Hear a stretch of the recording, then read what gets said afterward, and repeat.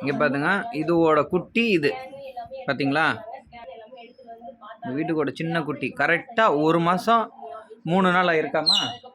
1 மாதம் 3 நாள் ஆயிடுச்சு, அவ்வளோதான். அதோட அம்மா. இவங்க பட்டு, இவங்க பேர் பட்டு, அழகு பட்டு.